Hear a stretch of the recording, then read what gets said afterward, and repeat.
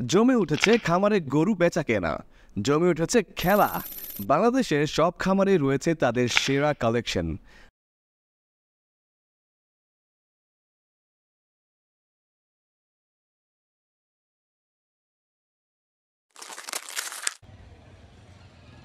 গত কয়েক বছরের মতো এবারও অ্যাপেল অ্যাগ্রোতে অনেক বড় বড় গরু তারা মোটা তাজা করেছে।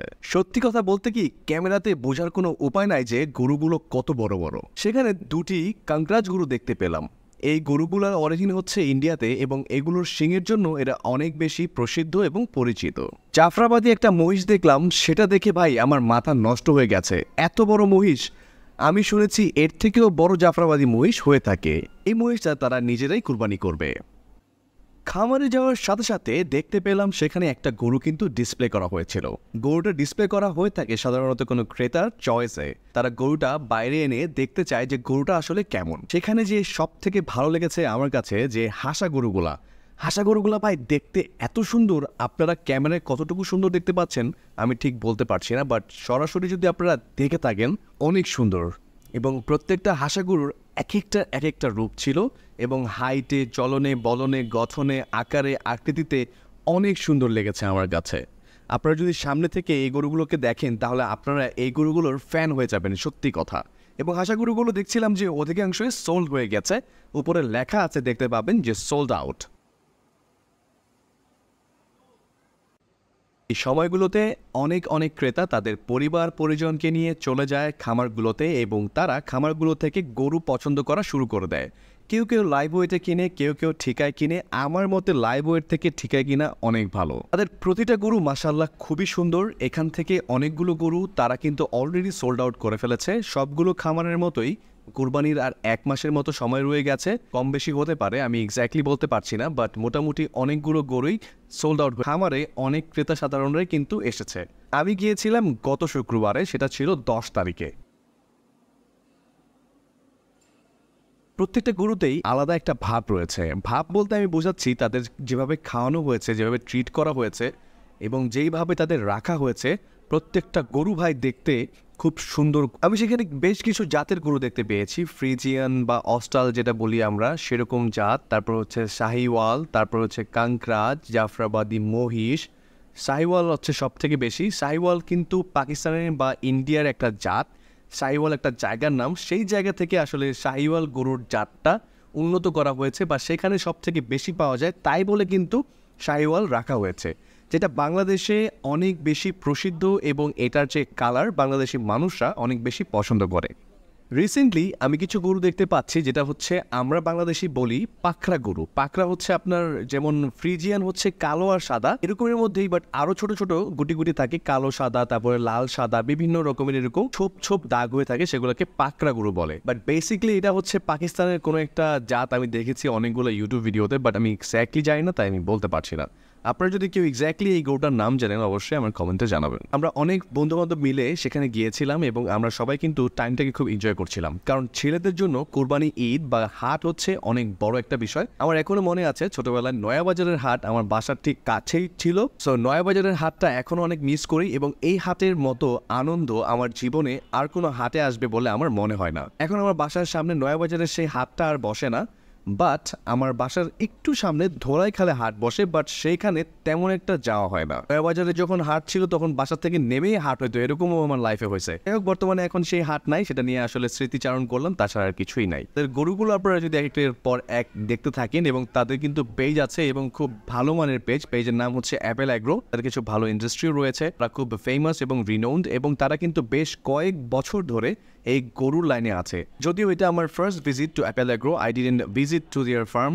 সো আমার কাছে তাদের ফার্মটা খুব গোছালো মনে হয়েছে, সুন্দর মনে হয়েছে, যদিও অনেক বড় না, অনেক বিশাল না, বাট আমার কাছে তাদের যে গরুগুলো ছিল সেগুলো দেখতে এবং যেভাবে শেডিং করা হয়েছে খুব ভালো লেগেছে। খাবারের পদ্ধতি, গোসল করার পদ্ধতি এবং সবকিছুতেই তারা কিন্তু নিট অ্যান্ড ক্লিন রাখার চেষ্টা করছে, বিকজ তারা জানে যে তাদের এই গরুগুলো কিন্তু খুবই মূল্যবান অ্যাসেট এবং এগুলো কিন্তু খুব বড় বড় গরু এবং খুব দামি দামি গরু। আমি আবারও বলছি যে ভিডিওতে এত বড় গরু এটা আসলে বোঝা যাচ্ছে না, বাট সামনাসামনি আপনারা যদি দেখেন তাহলে বুঝতে পারবেন যে এই গরুগুলো কত বড়। পুরো লাইভ ওয়েট ধরেন যদি আমি বলি 500 প্লাস তো হবেই। কিছু এই যে মানে কিছু গরু আছে যেটা একটু ছোট, বাট ম্যাক্সিমাম গরু 500 কেজি প্লাস, এবং একটা গরু যেটা ফার্স্টে আমি দেখিয়েছি সেটা কিন্তু 1100 কেজি আপ ডাউন এরকম করছে আর কি। ঈদ পর্যন্ত আমার মনে হয় এটা 1100 প্লাস হয়ে যাবে। আমার একটা প্রশ্ন ছিল যে অ্যাপেল অ্যাগ্রোতে যে বড় বড় গরু, আপনারা যারা বড় বড় গরু দেন, আপনাদের কাছে কেমন মনে হয় যে এত বড় গরু আপনারা একটা ধরেন 10 লাখ দিয়ে কিনবেন নাকি 5টা 10 লাখ দিয়ে কিনবেন? এরকম কারা মনে করেন যে 5টা গরু 10 লাখ টাকা দিয়ে কিনা ওয়ার্থ ইট, এবং কারা মনে করেন যে 10 লাখ টাকা দিয়ে একটা গরু কিনা ওয়ার্থ ইট? বর্তমানে কিছু মানুষ আছে যারা কিন্তু 35 লাখ 50 লাখ এবং 1 কোটি টাকাও গরুর দাম চাচ্ছে। আমার কাছে এই জিনিসটা টোটালি অযৌক্তিক মনে হয়। সেটা হতে পারে শখের বিষয়, শখের কারণে, বাট কুরবানির যে নিয়তটা বা কুরবানির যে সিস্টেমটা, এটা কিন্তু আপনার কত টাকা বা কত দাম দিয়ে আপনি গরু কিনলেন সেটার সাথে সামঞ্জস্য না। কুরবানিটা টোটালি হচ্ছে আল্লাহর জন্য। নিয়ত থাকতে হবে আল্লাহকে রাজি খুশি করানো, এটা মানুষকে দেখানোর জন্য নয়।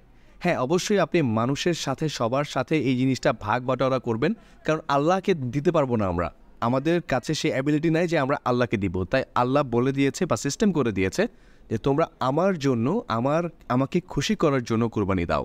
এবং আল্লাহর এই খুশিতে আমরা যেভাবে যা করছি বর্তমান যুগে, আমার কাছে এগুলো খুবই হাস্যকর মনে হয় যে কেউ 35 লাখ টাকা দিয়ে গরু কিনছে। সেই হিসেবে যদি 35 লক্ষ টাকা দিয়ে আপনি কোনো 2টি 3টি 4টি 5টি পরিবারকে বিজনেস করতে সহযোগিতা করেন, সেই পরিবারগুলো কিন্তু বড় হয়ে যাবে এবং তাদের রিজিক, তাদের সব কিছুর সোয়াব কিন্তু আপনি এবং আপনার পরিবারের উপরে আল্লাহ তাআলা দিতে থাকবে। যাই হোক, এখন আমাদের ব্রেইন বা আমাদের শিক্ষা কতটুকু আমাদেরকে বড় করতে পারে সেটা হচ্ছে অনেক বড় বিষয়। এবং সব থেকে মজার বিষয় হচ্ছে আল্লাহ তাআলা যাকে ইচ্ছা তাকে রিজিক দেয়। আল্লাহ তাআলা সবাইকে রিজিক দেয় না। আল্লাহ তাআলা জানে যে সবাইকে রিজিক দিলে সবাই কি করবে বা আমরা কি করতে পারি। এজন্য তিনি সিলেক্টেড কিছু মানুষকে বা ফ্যামিলিকে রিজিকটা বাড়িয়ে দেয়, বরকত করে দেয়। কিন্তু এই রিজিকটা কিভাবে আপনি ইউটিলাইজ করবেন এবং কিভাবে আপনি ব্যয় করবেন সেটার সম্পূর্ণ দায়ভার বা দায়িত্ব কিন্তু আপনার। কারণ আল্লাহ আপনাকে বুদ্ধি দিয়েছে, আল্লাহ আপনাকে বিচার করার ক্ষমতা দিয়েছে এবং বাদবাকি সব কিছুই আপনার।